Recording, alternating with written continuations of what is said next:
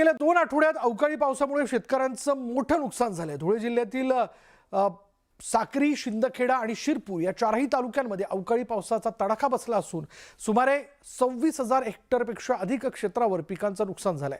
गावातील 488 गावांमधील जवळपास 43,000 शेतकरी अवकाळी पाऊस गारपिटीने बाधित झालेत।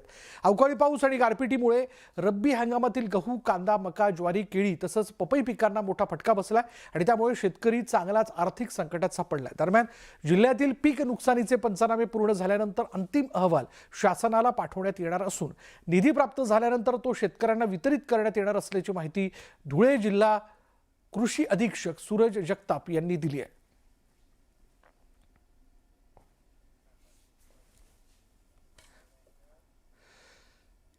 तर लातूर जिल्ह्यात कांद्याच्या दरात मोठी घसरण झाली आहे। बाजारात कांद्याची आवक मोठ्या प्रमाणात वाढल्यामुळे दर थेट 4 ते 6 रुपये प्रति किलोपर्यंत खाली आलेत।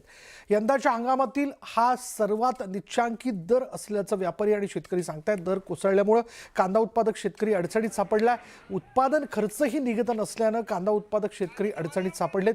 बियाणं, खतं, औषधं आणि मजुरी यासाठी मोठा खर्च करूनही योग्य बाजारभाव मिळत नसल्यानं शेतकरी आर्थिक संकटात सापडलेत।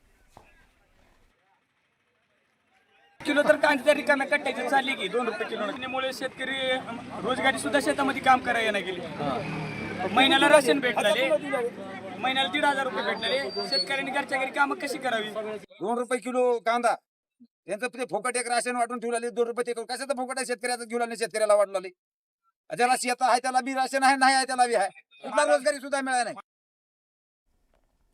शेतकऱ्यांचा संताप साहजिक आहे, कारण कांद्याला काहीच दर मिळत नाहीये। पुढे पाहूयात कांदिवली पश्चिम इथल्या महावीर नगर परिसरातील देसी नास्तो या दुकानाचा नामफलक गुजराती भाषेत असल्याचं निदर्शनास आल्यानंतर महाराष्ट्र नवनिर्माण सेनेने संबंधित दुकानदाराला मराठीत नामफलक लावण्याचं निवेदन दिलं। यानंतर मनसेकडनं कारवाई करण्यात आली। मराठी भाषेचा सन्मान राखत सर्व व्यावसायिक आस्थापनांनी मराठीत नामफलक लावावेत अशी मागणी यावेळी मनसेकडनं करण्यात आली आणि यानंतर संबंधित दुकानदाराने मनसे पदाधिकाऱ्यांना 7 दिवसांच्या आत नामफलक मराठीत बदलण्याचं आश्वासन दिलं।